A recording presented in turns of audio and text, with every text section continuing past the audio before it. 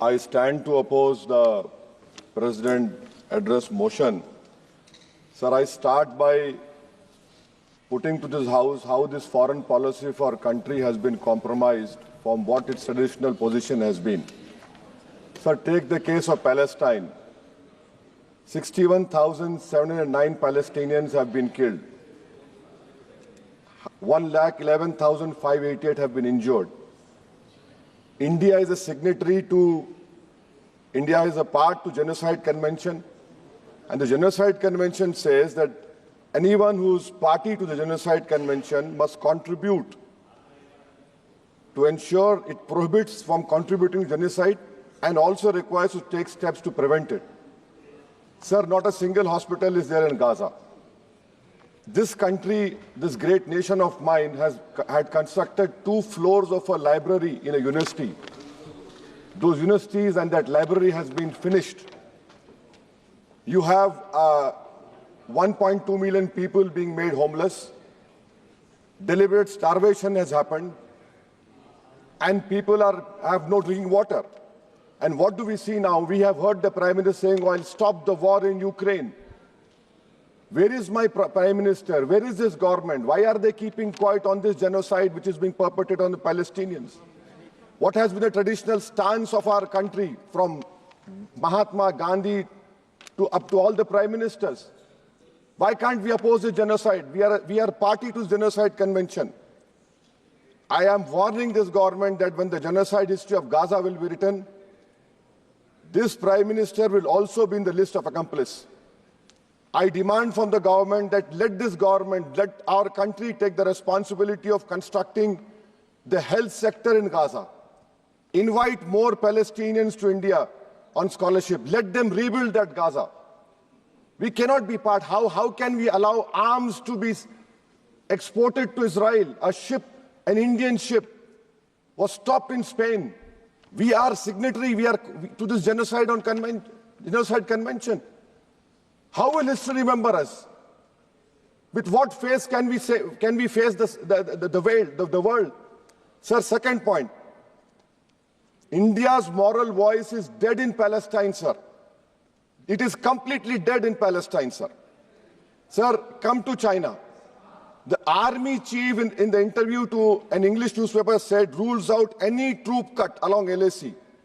He says no troop normalization can happen. Why are we back to business as usual? Mansarovar Yatra will start, direct flights will start, visas will be issued, Chinese investment will be welcomed with open arms.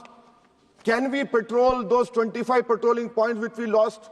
Can we go and patrol in the buffer zones of Galwan, Pong Song Su, Gogra, Hot Spring and Kailash Range? No. With what we have lost 2,000 square kilometers of land.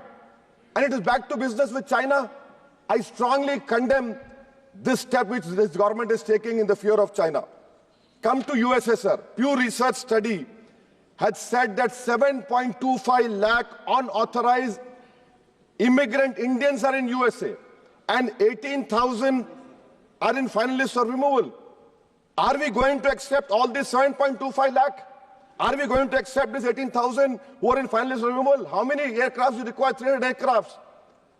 Can this government has imagined what the loss of remittance? What will be their employment over here? They have no policy. In Bangladesh, for one person, we are destroying a relationship with Bangladesh.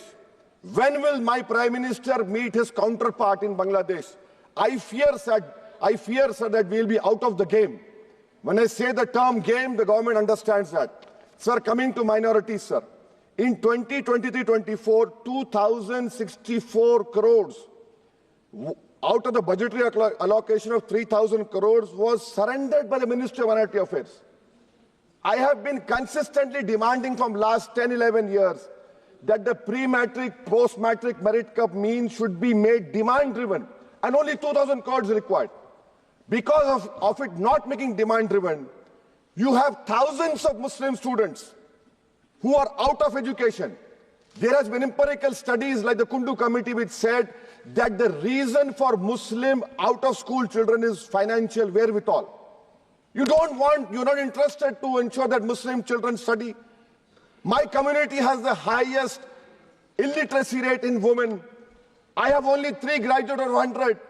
You're after Jamia Millia, you're after AMU. And madrasa you have cut down, yes, you don't read. You have cut down the money on madrasa also. I mean, if you read, you'll know. So why can't you do it, sir? And that is why I say, sir, this PMVJK scheme, come to Mustafawad and Okla and see. You have Mount Everest of garbage which is being dumped right inside a Muslim area. Why? Because it's a Muslim area. And then you have this person who was given birth politically through surrogacy by an institute which has an allegiance to a person who wrote "We Are a Nation Undefined" and bunch of thoughts. That person day in, day out lies. He lies. His whole start point and end is lies only. But what I'm hearing from the ground, which I've seen, a pure organic Muslim leadership will emerge on Wednesday, sir. Sir, I am cautioning and warning this government. I am cautioning and warning this government. If you bring and make a Waqf law in the present form, which will be violation of Article 25, 26 and 14, it will lead to social instability in this country. It has been rejected by the entire Muslim community. No Waqf property will be left. Nothing will be left, I say. You want to make India Viksit Bharat? We want Viksit Bharat. You want this country to take back into 80s and early 90s? It will be your responsibility. Because as a proud Indian Muslim, I will not lose an inch of my masjid. Forget about a masjid. I will not lose an inch of my dargah. I will not allow that. We will no more say and come and give a diplomatic talk over here. This is the house which I have to stand up and say honestly that my community, who are proud Indians, it is my property, not given by anyone. You cannot snatch it away from me. Waqf is a form of a worship for me. Sir, unemployment, youth unemployment has increased to 45%. I'll give you examples, sir. Mumbai airport, for 1,800 jobs, 15,000 graduates turned up, sir. 15,000 graduates. I must congratulate the Prime Minister. Sir, in Bihar and UP, you see train stations overflow with aspirants every time there's an exam for government. In public sector, oil and gas sector, so 15,700 jobs lost, even though their revenue doubled. Central PSUs eliminated 2.7 lakh jobs over past decade. MSMEs, sir, in April, August 2024, on 11,500 MSMEs would have been shut down. Manufacturing employment fell from 12.6 in 11-12 to 11.4 in 22-23. Sir, in conclusion, what is the government showing us? And I really feel pity for the allies of NDA. Despite their 240, they are irrelevant now. I mean, you can take something here and there, but what about the country at large? What about the youth of this country, which the only nation in the world which has a demographic dividend is India?